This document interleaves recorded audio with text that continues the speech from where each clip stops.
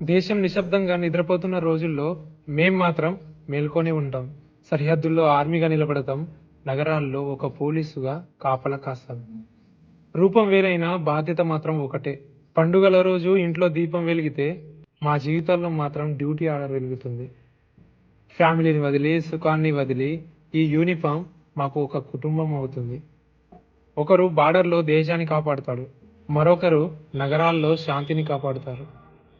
ఇద్దరి గుండెల్లో ఒక్క మాటే, ఈ దేశానికి ఏమి కాకూడదని. సమాజం మమ్మల్ని గుర్తించకపోవచ్చు, మా త్యాగానికి పేరు లేకపోవచ్చు, కానీ ఈ దేశం ప్రశాంతంగా శ్వాస తీసుకుంటే అందులోనే మా ప్రాణాలుంటాయి. ప్రకృతి ఒడిలో కలిసిపోతామని తెలిసిన భరతమాత గుడిలో శాశ్వతంగా నిలిచిపోతామని నమ్ముతాం. ఆర్మీ అయినా, పోలీస్ అయినా సైనికుడు అంటే త్యాగమే.